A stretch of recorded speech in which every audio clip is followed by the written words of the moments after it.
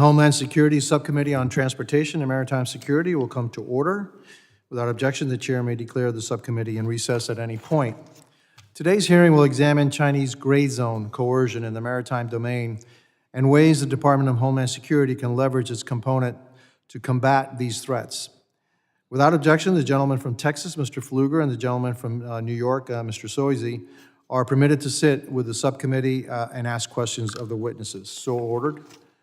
I now recognize myself for an opening statement. Today, our subcommittee will examine the Chinese Communist Party's CCP use of gray zone tactics in the maritime domain and ways in which the U.S. government, and particularly the Department of Homeland Security, must adapt to counter this threat.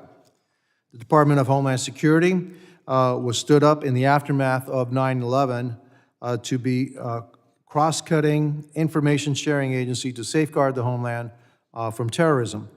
Now, more than 20 years later, the threat landscape has significantly evolved, and so too must the department.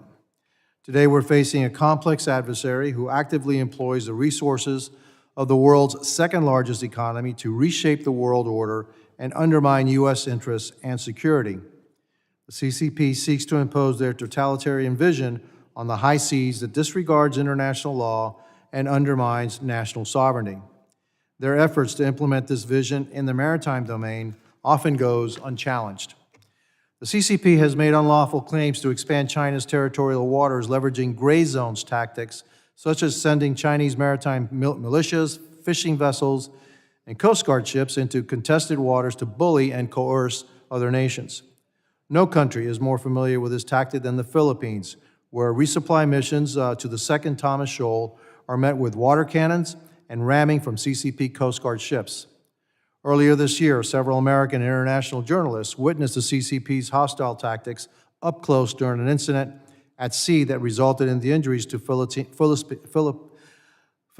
Coast Guard personnel and damage to Philippine vessels. The CCP has exploited the U.S. and other nations' exclusive economic zones, or EEZs, through illegal, unreported, and unregulated fishing that is threatening local economies and populations who depend on the fish as a food source. The CCP's distant water fishing fleet pillage fish stocks around the world, including U.S. territories like American Samoa.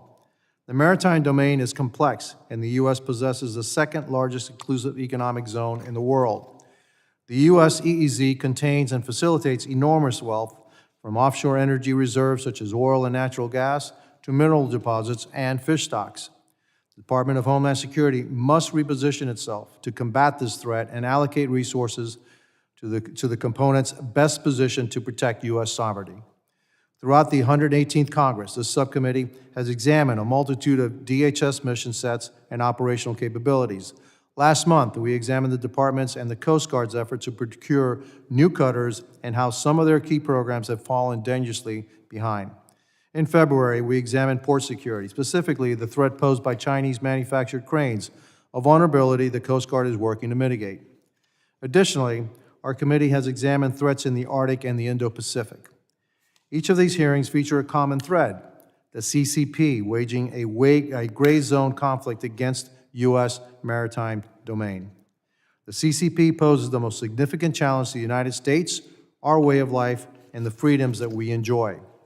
We must work together in Congress to protect the homeland and ensure that the agencies we oversee are prepared and equipped to defeat the many threats that we face. I am grateful that we are joined by a distinguished panel of witnesses who are prepared to provide critical insights to this subcommittee. Mr. Sadler, Mr. Cooper, and Mr. Sharman, thank you for appearing before us this afternoon on this important topic, and I look forward to your testimony. I now recognize the ranking member, the gentleman from Michigan, Mr. Thanadar, for his opening statement. Good afternoon, and thank you, Chairman Jimenez, for calling today's hearing, and thank you to our witnesses for sharing their expertise with us today.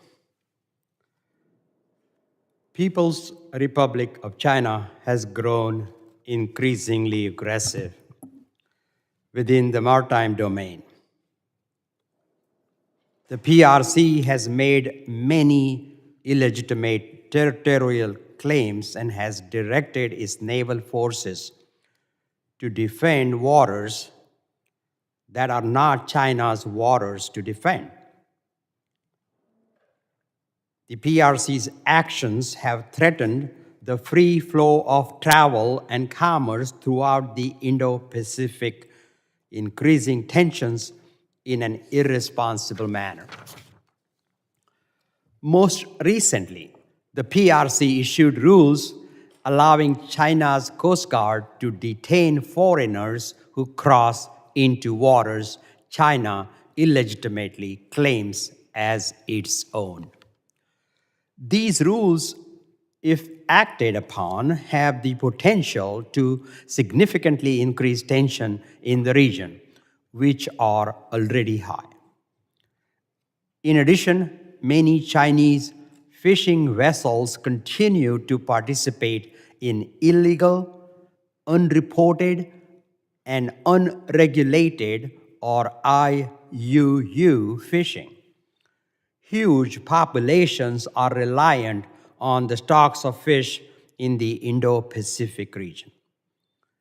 IUU fishing threatens to damage the ecosystem and deplete those stocks, threatening the livelihood of those populations. Taken together, the PRC's actions in the maritime domain undermine the rules-based order the global maritime community relies on to maintain safety, security, and sovereignty at sea. The United States and its partners face tremendous challenges in responding to PRC's activities, especially in a way that seeks to ease tensions rather than further inflame them. China is a key U.S. trading partner, and according to the United Nations, 1/3 of global shipping passes through the South China Sea. The United States must be strategic in its efforts to counter the PRC's aggression and not simply build towards conflict. The U.S. Coast Guard is key to such strategic efforts. The Coast Guard is uniquely able to help counter the PRC's gray zone tactics in collaboration with international allies and partners.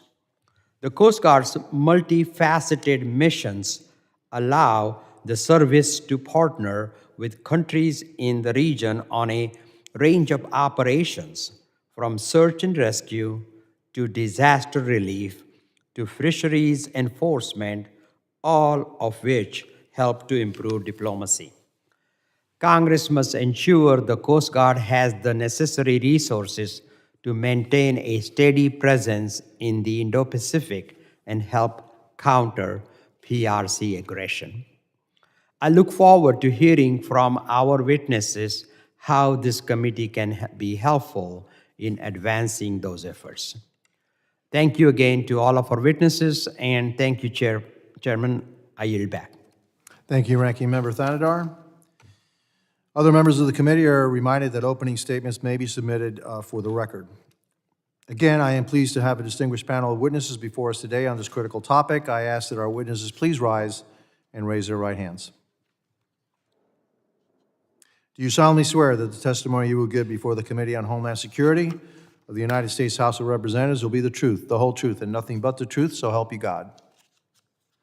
Let the record reflect that the witnesses have answered in the affirmative. Thank you, and please be seated.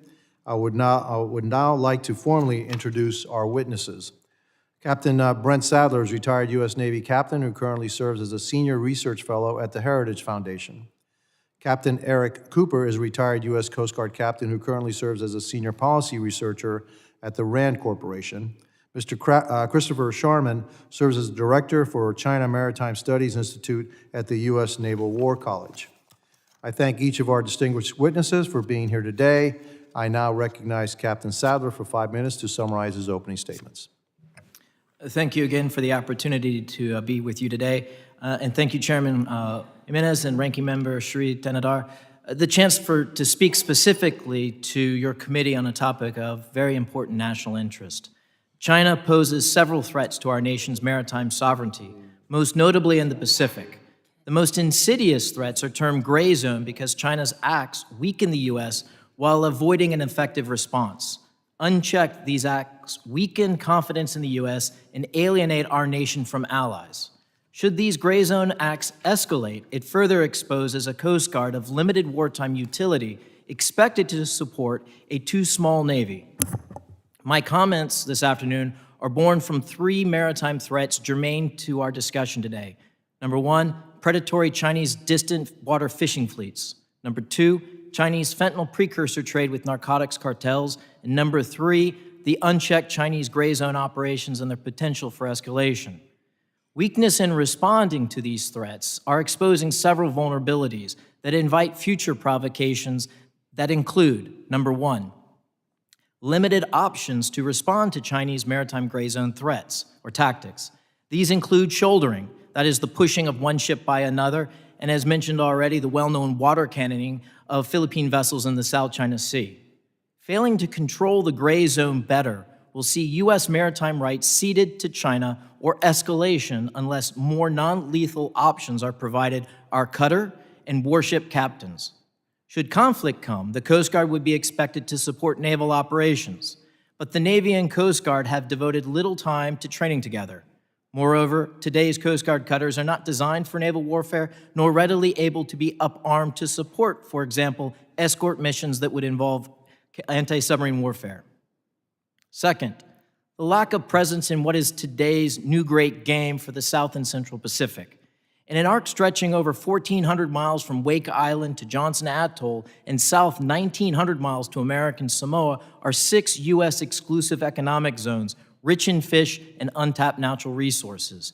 Too few cutters with inadequate range for Pacific operations are providing a vacuum for Chinese distant water fishing fleets, as well as nefarious influence campaigns.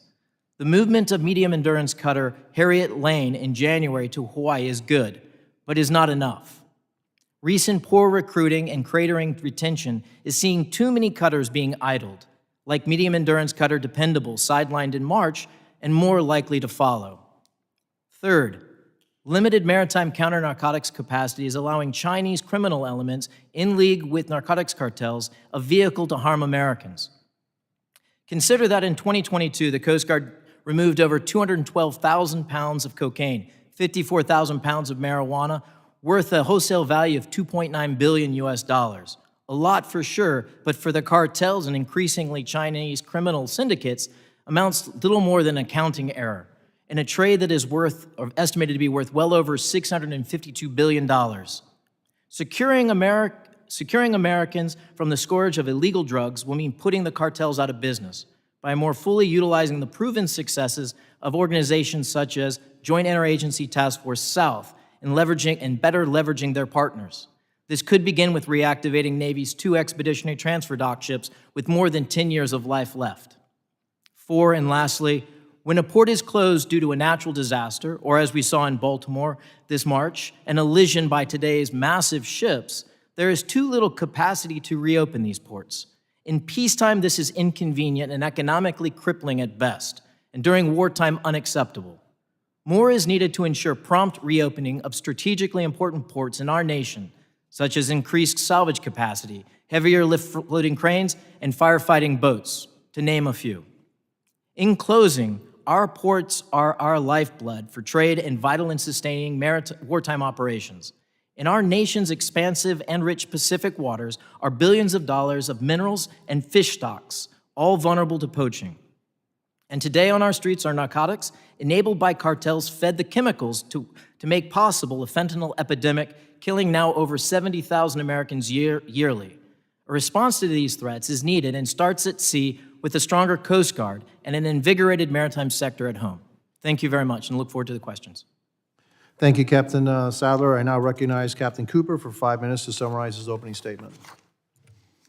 Chairman Jimenez, Ranking Member Tanadar, and members of the subcommittee, thank you for the opportunity to testify before you today. I am a senior policy researcher at RAND, a nonprofit and nonpartisan organization. Prior to joining RAND, I served in the Coast Guard for 30 years in multiple roles, to include the Director for Maritime Security for the National Security Council, Commanding Officer of Maritime Security Response Team West, Deputy Director of Operations at Coast Guard Pacific Area, and aboard Coast Guard cutters conducting UN Security Council sanction enforcement, fisheries enforcement, security cooperation, and joint operations with partner nations. The opinions and recommendations in this testimony build on my own research and experience in the Coast Guard and center around a perspective editorial I wrote while at RAND. In this testimony, I focus on developing an international partnership of like-minded nations that can create a concerted effort to establish rule of law in the Indo-Pacific, in what has become an ungoverned and sometimes misgoverned space. The concept is built around the use of a consolidated force of Coast Guards and law enforcement agencies to combat the use of gray zone tactics by the Chinese. Not everyone may be familiar with the term or tactics of gray zone activities, and not everyone may agree on all aspects of it. So to clarify, when I use the term, it is based around activities that occur in an operational space, where an entity is trying to challenge the status quo, coerce other nations, or obfuscate legal definitions by being provocative above what is considered normal nation-state activities, but below what is considered the threshold for a military response. A typical example in the Indo-Pacific, as has been mentioned, is how China is attempting to rewrite the law of the Sea Convention through its 9-dash line enforcement. They use the ambiguity of their people's armed forces maritime militia to harass and coerce other vessels by ramming other fishing vessels in these contested areas. The Chinese Coast Guard has used the water cannons and threats of force to expel other sailors from rightful fishing grounds or territory. One of the reasons that this occurs, in my opinion, is that it goes unchecked and unchallenged.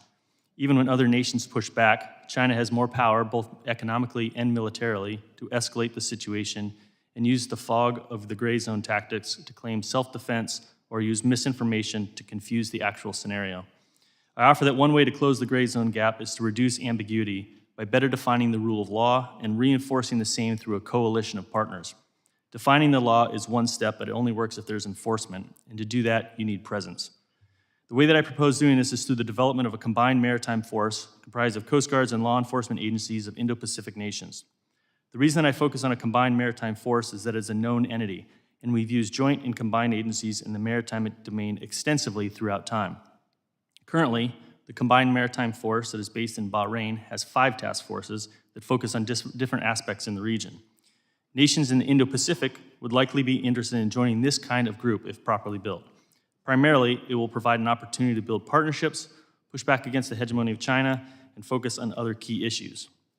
I offer as a start that there are 3 areas for the CMF to focus on: information and maritime domain awareness, training and capacity building, and illegal and unregulated unreported IUU fishing enforcement. Maritime domain awareness is critical because without this first step, it's going to be very difficult to perform operational activities in such a vast region. Leveraging the already established Indo-Pacific Partnership for Maritime Domain Awareness to work under the coordination of the CMF would contribute to achieving this goal. The second step is the development of a task force that focuses on cooperative and coordinated training. Again, this is something that is needed to help with the next steps of building an operational task force, since the Indo-Pacific is massive, and you want to empower and enable nations to do this without U.S. presence. Focusing the first operational task force on IUU fishing is important because it is a key concern not only for all of the nations in the region, but globally. Moreover, most nations in the region will agree to this effort because it protects their resources, it builds operational skills, it enhances cooperative partnerships, it pushes back against China's illegal fishing activity, and it's supported by international law and agreement. It also addresses the issues of sovereignty, which is what gray zone tactics are exploiting.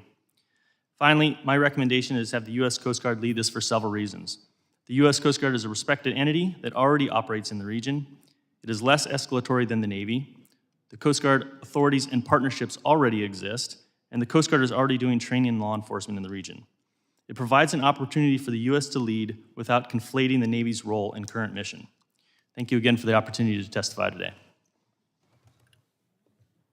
Thank you, Captain Cooper. I now recognize Mr. Sharman for 5 minutes to summarize his opening statement.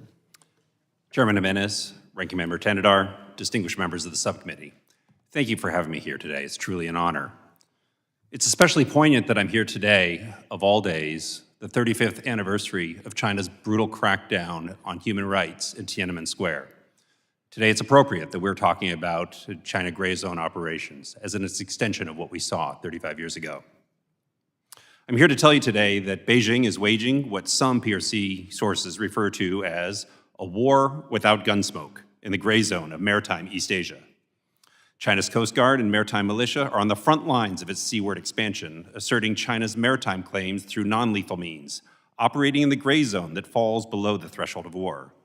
They are supported in the distance by People's Liberation Army Navy, which compels foreign states to compete on China's terms. Together, China's 3 maritime forces enable the PRC to leverage its national power as part of a quest for China to win without fighting. China has the world's largest Coast Guard by number of ships and operates more maritime law enforcement vessels than the Coast Guards of all its regional neighbors combined. China's maritime militia possesses ships that resemble fishing trawlers but are ideally suited for gray zone operations.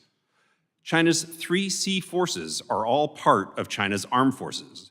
They operate under a chain of command that leads up through the PLA Central Military Commission and ultimately to China's paramount leader, Xi Jinping himself. As such, China's Coast Guard and maritime militia are state-sponsored, and one should not consider them to be civilian vessels.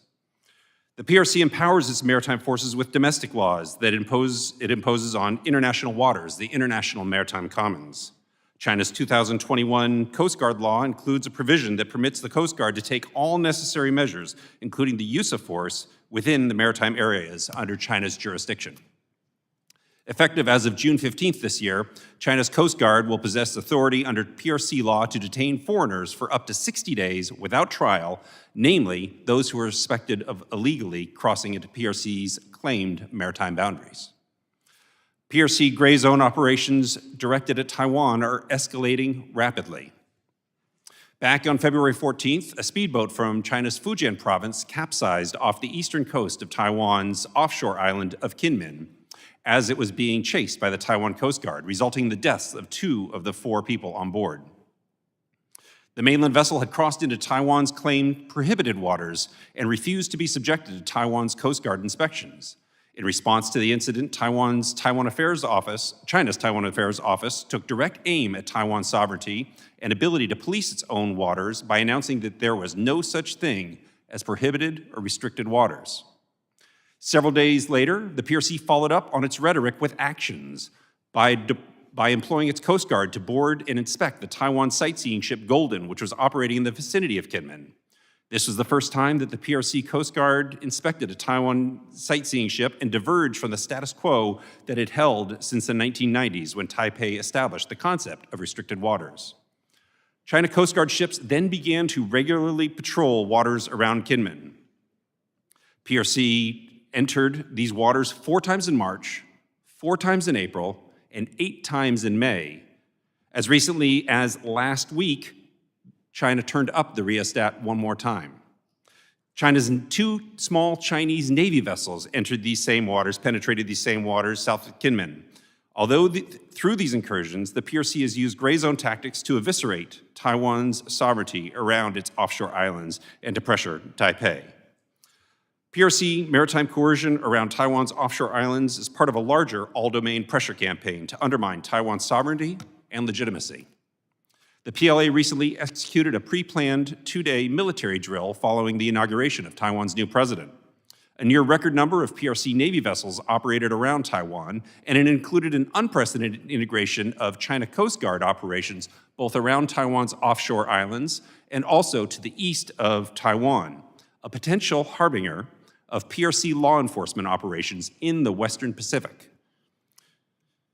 Our allies can teach us valuable lessons about how to counter PRC gray zone tactics. Japan publicly disseminates information about each PRC incursion in the waters around the Senkaku Islands and releases photographs demonstrating that its Coast Guard remains on the landward side of China's Coast Guard vessels, thereby conveying administrative control. Japan's maritime presence and law enforcement response to China's incursions underscores Japan's legal claims while pushing back against PRC gray zone tactics. And the Philippines employs a similar transparency tactic, as you have seen.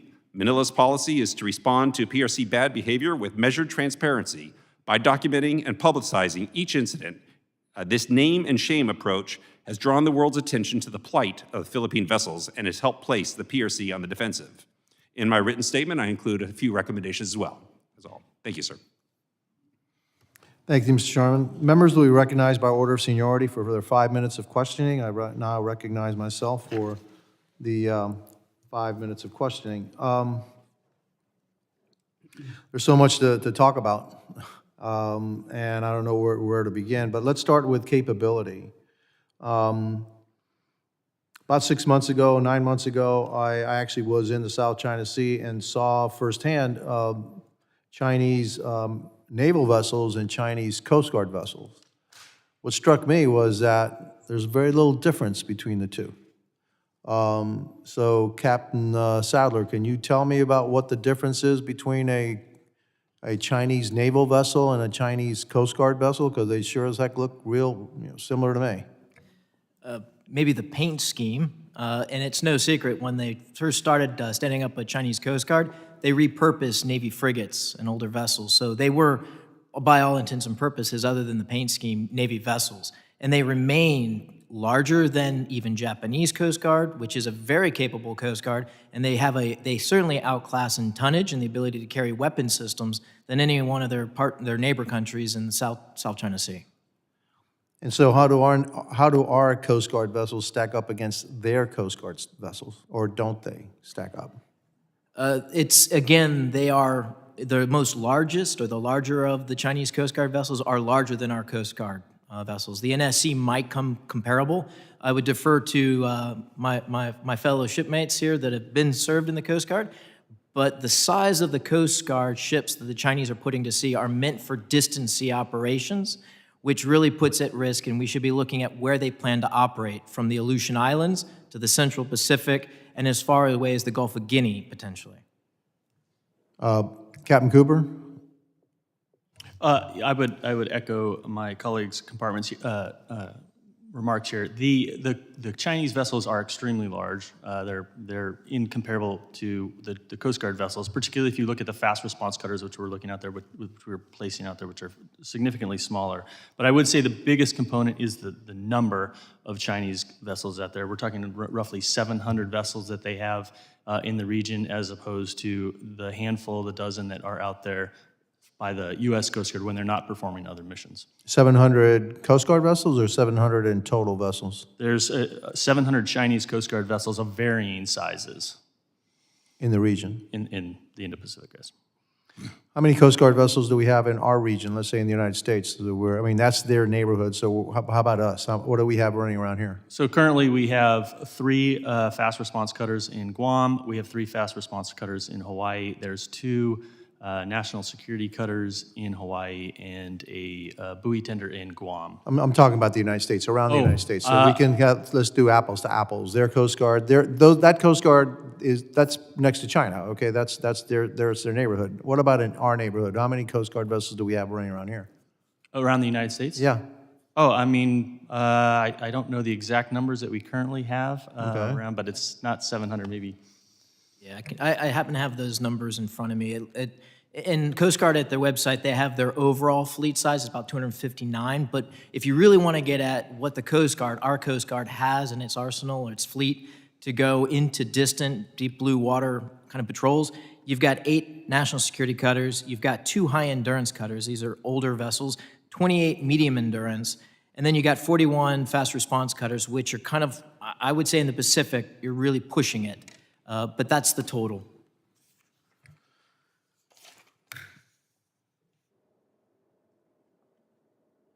Okay, one of you just said we need to better define laws. Okay, what laws? I think that was Captain Cooper. Is that you? Yeah, yes, sir. So I think that the biggest issue is the gray zone itself encompasses those activities which may or may not be illegal. And the way China looks at it is what they're doing is enforcing what they believe is legal, but is in disagreement with what the rest of the international community agrees. So doing the gray zone tactics that they're performing in the Indo-Pacific is clearly in violation of the Law of the Sea Convention. And so by not establishing what our responses are makes it very challenging for the Coast Guard and for the Navy and for other nations to be able to respond, because we don't have a planned response and we haven't identified what that looks like. Well, I would assume that they would say that this is totally legal because these are our waters, right? And so our disagreement is what are their waters and what are not their waters. Is that the disagreement? That's correct. And so going back to my combined maritime force, I think that by building a coalition, we can build some international consensus over what those rules should look like and how to respond to them. Well, okay, my time's up, so I'll probably have a second round coming around. So now I recognize the ranking member, Mr. Thanadar. Thank you, Chairman Jimenez. And thank you all for testifying this afternoon.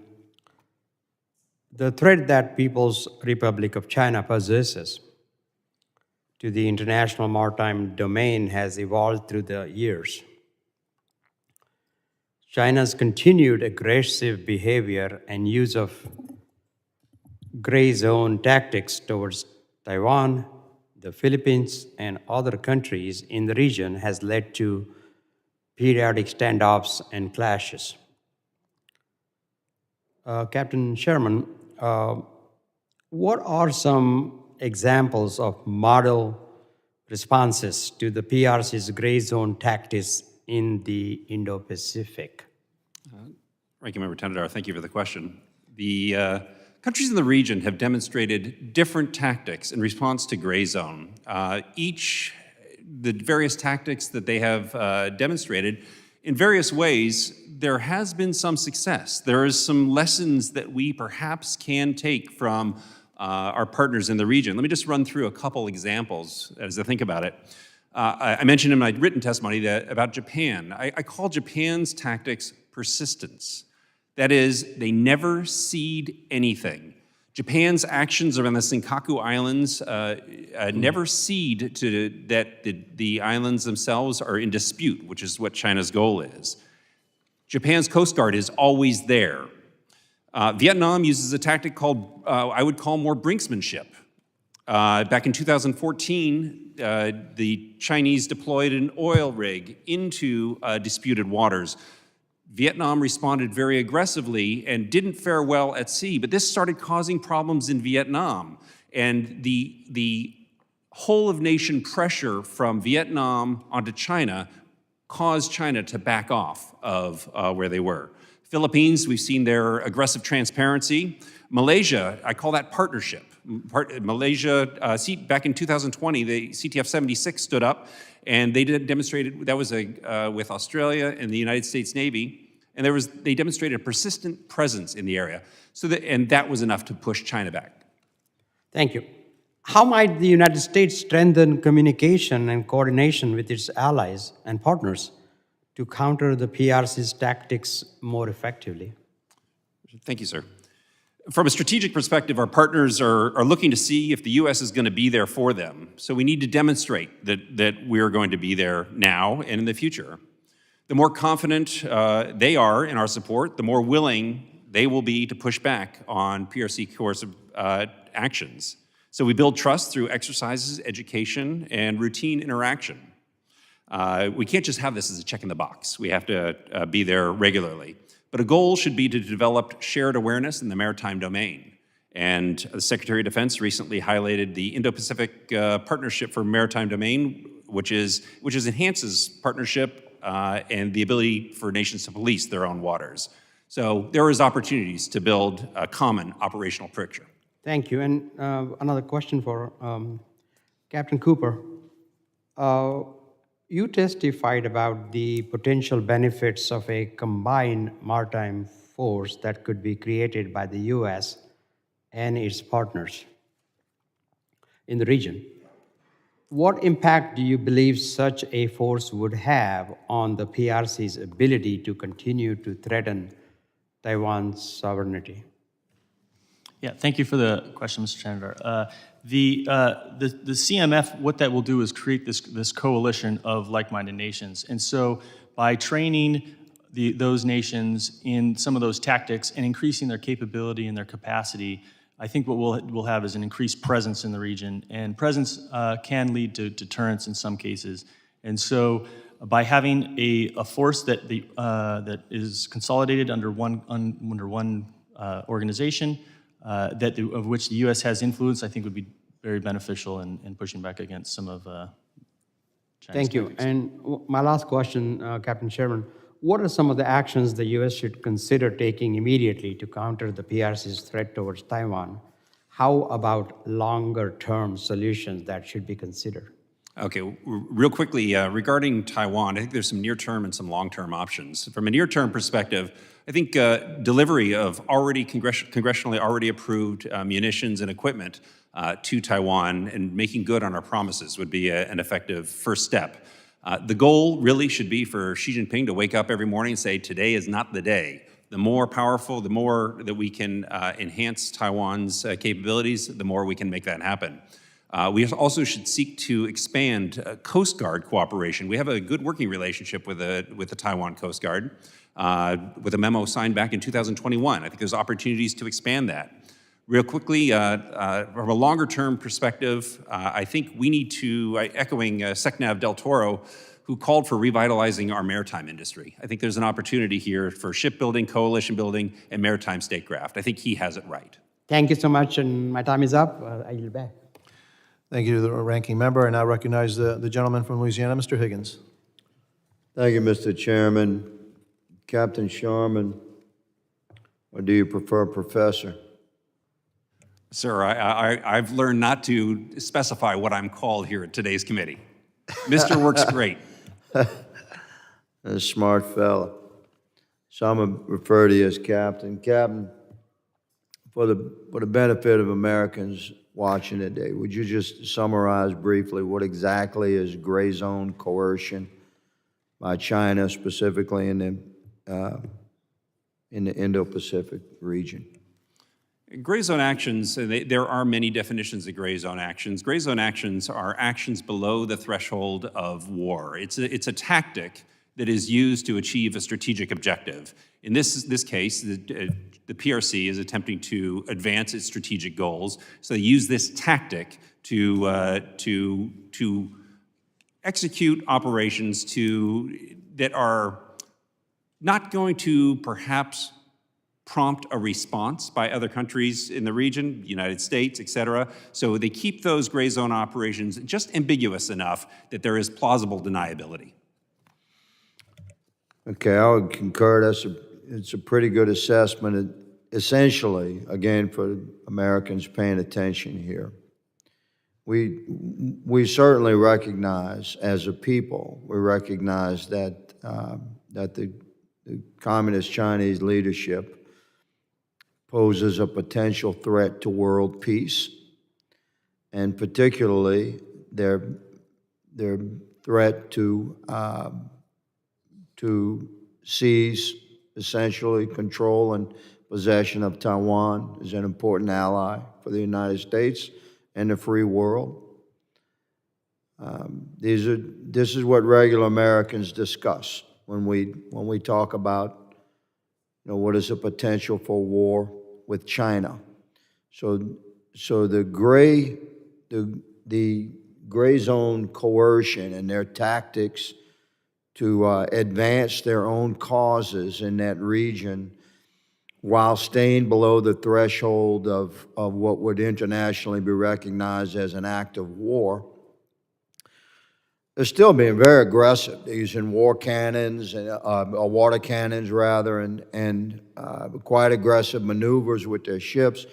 Just recently, they conducted a very threatening naval blockade around Taiwan, and there was American presence there, which is normally the case in Taiwan. So I ask you, Captain, did you serve with Admiral Philip Davidson? You familiar with Admiral Davidson? Are you familiar with the Davidson window? Yes, sir. His anticipated potential manifestation of conflict, he called it, within 6 years. That was 2021. So we've reached the edge of that Davidson window here. How likely are we to face significant conflict with China, specifically regarding Taiwan in the coming year or two? You teach at the War College, right? Yes, sir. The Naval War College. You're a gentleman of distinguished accomplishment. I've read your bio, and thank you for your service. So just tell America, how likely are we to face conflict with China in the Pacific? Congressman Higgins, thank you so much for your question, and it is a really good one. And I think putting timelines on is very dangerous, but because the PRC has put very specific dates that they are looking at. 2027 is a modernization goal to have capabilities that they need for Taiwan. 2035 is a modernization goal where they want to be fully modernized. Talking about China China. China has a 2027 goal. China has a 2027 goal. Okay, Yes, sir. in my remaining 30 seconds, I'd like to interject an associated question here for you, because you also have training in language, Japanese, Chinese, and Vietnamese, my understanding is. I recall in the 80s, they used to advise us, don't pay attention to what Yasser Arafat was saying in English, pay attention to what he's saying in Arabic. And so I'm asking you, what is the president of China saying in Chinese about Taiwan? He is directing his military to absolutely prepare him options for Taiwan. He is on a determined, we call this the decade of maximum danger, is what we call it in my office. Xi Jinping is not getting any younger, and he wants to resolve the Taiwan question and not pass it on to another generation. It's his birthday in 2 weeks. He turns 71. So the next decade is going to be particularly difficult as new capabilities continue to come online and their capacity increases overall. Thank you, gentlemen. I have questions in writing. I'll submit to you each. Thank you for appearing here today, Mr. Chairman. I yield. Mr. Higgins, I plan on having a second round, so if you have some additional questions, please stick around. I now recognize the gentleman from California, Mr. Garcia. Thank you, Mr. Chairman, and thank you all for being here today. Appreciate that. Our country obviously faces unprecedented challenges and threats on both the domestic and international stage. We were just discussing one of our major threats, of course, globally. We also know that climate catastrophes like the Maui fires, to repelling Russian expansion in the Arctic, to supporting our allies in the Indo-Pacific in the face of Chinese aggression. All of these are absolutely critical to the Coast Guard, to Coast Guard readiness, and to the ability for the Coast Guard to do its job. In a world that's becoming more and more dangerous, our partnerships and alliances keep us strong. Our Coast Guard's presence and operations across the globe are vital to maintaining those friendships. I was mayor of Long Beach, California prior to this. I think I've met some of you before, and obviously work with our Coast Guard very closely. We have one of America's largest ports, and so the work the Coast Guard does there is incredibly important. And the professionalism of the Coast Guard is incredible, so thank you. Obviously, this work is bipartisan. That's really important. We also know, then talking about China, that China is clearly a competitor and someone that our relationship is increasingly complicated. And we also need to recognize at the same time that China is our largest trading partner. It's America's #1 trading partner by far. And our economies are also linked together by trade, particularly coming in through our West Coast ports. We also want to make sure that the Coast Guard has an important relationship to play in that relationship. Mr. Cooper, I want to thank you for being here and your many years of service to the Coast Guard. I wanted to ask, we've recently seen escalations of China's behavior, both on the economic side and on the military side. These actions endanger the economies and livelihoods of the island nations and, of course, threaten our U.S. interests. What can the Coast Guard do, perhaps separately than DOD, that's different to DOD, that maybe DOD can't do, to further our U.S. interests in the region? Thank you, sir. Appreciate the question. The Coast Guard obviously does a lot more than just security, right? They do the environmental response. They also have the ability to project defense operations. They do port, waterway, coastal security. They do aids to navigation. So working with the partners in the Indo-Pacific, their presence there allows them to not only provide training for security, but also search and rescue if needed, as well as environmental response or humanitarian assistance. So it's a multi-pronged capability that the Coast Guard brings to the table. Thank you, and want to expand on some of the challenges, particularly with China. According to the Illegal and Reported Unregulated Fishing Index, China ranks as the worst offender of all 152 countries worldwide that are tracked. A recent strategic report from the U.S. Coast Guard assessed that illegal fishing has replaced piracy as a leading global maritime security threat. Clearly, we're destroying ocean ecosystems, crippling food chains, threatening sustainable fisheries. Of the 36 nations within the Indo-Pacific region, nearly all are maritime nations, with over 1/3 being smaller island nations. Mr. Cooper, can you walk us through the role that the Coast Guard is playing in supporting these nations and addressing the issue of China's illegal fishing? Yes, thank you again for the question, Congressman. So the Coast Guard has been very innovative and leaning forward in some of their support to the Indo-Pacific nations, not only with the training. When I was active duty, we would train a lot of those forces on securing their own sovereignty, providing them the capabilities and the capacity to do that.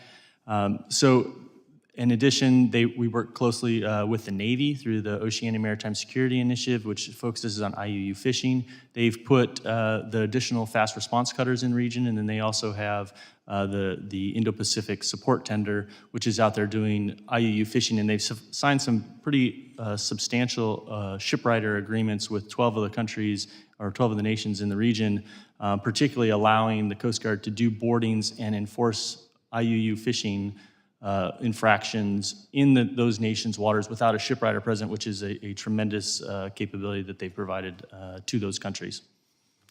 Thank you. And we know, that China has a massive fishing fleet, much larger than any other nation in the world. Illegal behavior around fishing from the Chinese is very common. Our partners like Vietnam and Philippines in the Pacific and smaller island nations, of course, don't have anywhere near the resources or capabilities to secure their own waters. Now, I understand, and we've discussed this here actually at this subcommittee before, that the Coast Guard only has about 5 cutters that are currently operating in the Indo-Pacific region, which spans, of course, 40 million square miles. Mr. Sadler, can you give us some insight onto how an expanded fleet of cutters would actually enable the Coast Guard to both effectively enforce the maritime law, but also safety for mariners and coasties? Absolutely, thank you. The question is how can you maintain the right presence at the right place in an immense Pacific Ocean, and it comes down to numbers.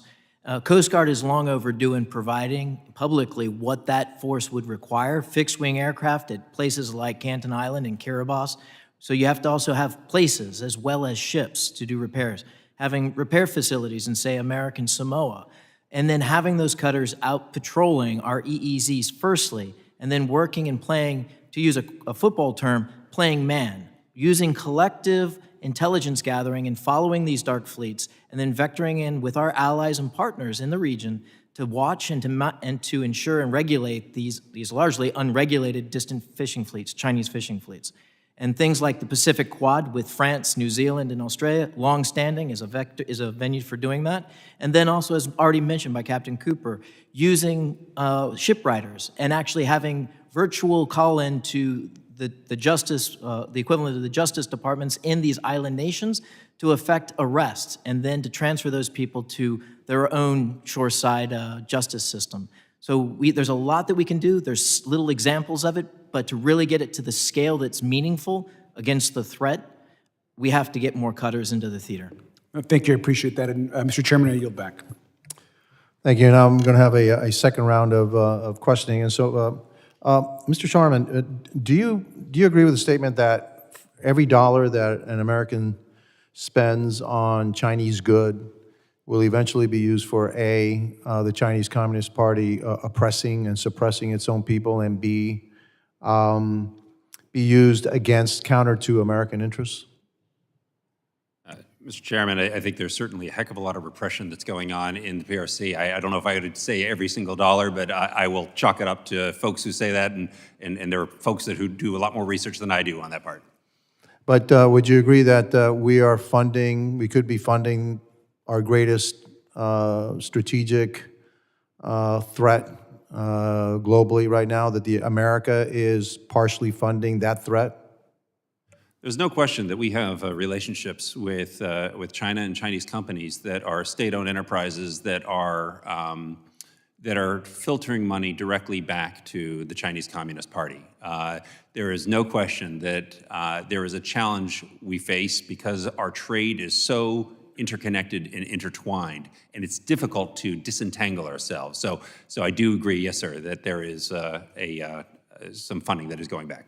I may be more to the right on this and more hawkish on this, but I do believe that we need to start decoupling ourselves from the CCP because I believe we are funding the instruments of our demise, and we're also funding the instruments that suppressing the Chinese people today on the 35th anniversary of Tiananmen Square.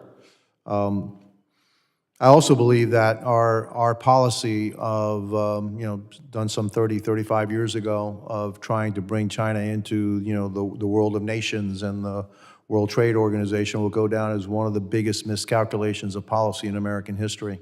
And we're going to be paying for it. And so while it will be painful to decouple ourselves, we need to decouple.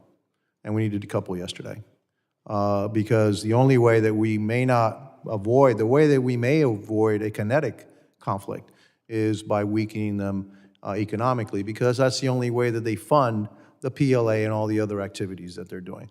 One question that I have for you, again, is you said that this gray zone activity was part of a strategic plan by China.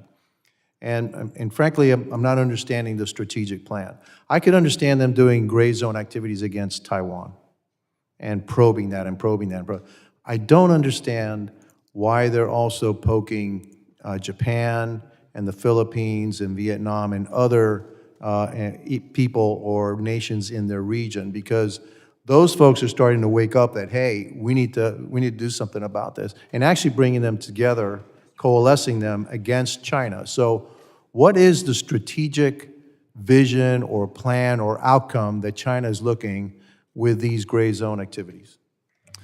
So, Mr. Chairman, I think where China is going is in what they would refer to as the near seas, that being the Yellow Sea, the East China Sea, South China Sea. They want to make that essentially a law enforcement area. They want to demonstrate authority and the ability for their Coast Guard to be able to enforce their laws and basically subjugate the entire areas to Chinese law and their institutions and their way of how they look at the world. And that frees up then the Navy, the People's Liberation Army Navy, to expand, to go increasingly going global. And so from a strategic perspective, you have kind of a near seas, you have a far seas, and frankly, you have an Arctic that I think is coming down the road. So this is what is ahead. China seeks to have a world-class military by 2049. And that world-class, their concept of world-class, is the gold standard, the United States military. They want to have some of the same capabilities to be able to go around the world and conduct operations around the world. Now, let's turn our attention, okay. Yeah, I agree with that. Now, one final thing, and I want for Captain Sadler, maybe during my time, fentanyl. Fentanyl is killing 70,000, 80,000 Americans every single year. We know that the precursor chemicals are actually being manufactured in China. Not only are they being manufactured in China, they're being subsidized by the CCP. Even though those precursor chemicals are actually illegal to sell in China, they subsidize those companies so they can export this poison into the United States. How does that poison make its way into the United States? And I know it goes to the Mexican cartels, but how does it get to them? So there's two main avenues. One is they come through the partial post system. You just come right into our ports of entry. And at LAX right now, there's stories that we're starting to find because we're actually inspecting more rigorously there. More needs to be shown on that. But at the other end of this, with the heavier, because there's a number of precursor chemicals, some of which wouldn't fit into a partial or which you could easily cover up with false statements. So you need barrels of this stuff. That's coming in by ships, mostly, some by aircraft coming into, say, Mexico or other countries in the region, and then ferried up to the border and then manufactured on either the north or the south side of the border. It's wherever they can get away with it. It's constantly moving and changing. But you have to put the cartels out of business, and the way you hurt their bottom line and take away that vehicle for Chinese crimes and also the Chinese Communist Party to get that poison into the United States is you have to sever off the sea routes that the cartels rely on. Thank you. My time is up. I now recognize the ranking member. Okay, I now recognize the gentleman from Louisiana, Mr. Higgins. Thank you, Mr. Chairman. Captain Sadler, could you give us your assessment of how you feel about the Navy's current shipbuilding evolution with embracing emerging technologies of smaller, relatively less expensive, perhaps expendable autonomous vessels, and what role they should play in the Navy's future, including our engagements ongoing with China below the threshold of war, or should that threshold be crossed and we're in open conflict with China, what role would smaller, less expensive, expendable autonomous vessels play, and should the Navy embrace that emerging technology? I will try to be as short as I possibly can and narrowly focused. First is an example of success, Task Force 59, the Fifth Fleet in the Persian Gulf, where they used unmanned vessels very rapidly by using some very unconventional approaches in procurement and also partnering with other countries. That's being in the process of being replicated in Fourth Fleet, which is Southern Command, which is a lot of these illicit trade routes that I'm talking about. That's inside their area of responsibility. That needs to happen now, and it should be supported. And it's going to rely on small unmanned vessels as sensors, like sail drone, but also even aircraft drones as well. They need something to operate sustained way off out at sea, like a mothership. In the Pacific, now you've got Pacific Fleet that also stood up in the last couple of years a development squadron of pairing a manned ship, the Zumwalt-class destroyer, with large and medium unmanned vessels. That has a very high-end operational, but again, if you don't have that upper level control, the Chinese are going to be able to push that red line further and further north and get away with more and more. So you have to get those unmanned vessels out into the Pacific. You need to use them as sensors and also as a backstop, as a weapons platform, should things go higher.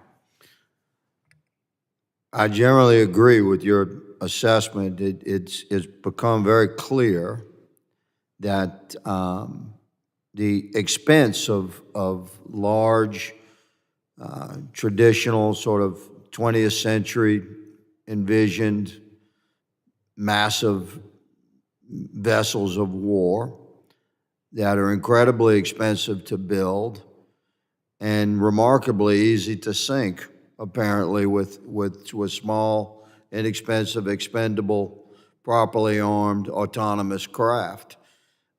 This is a reality that we are hopeful that our Navy can embrace, and we think that it would be quite effective in pushing against the momentum that China has established with its shipbuilding, which is important to note, it greatly outpaces American shipbuilding.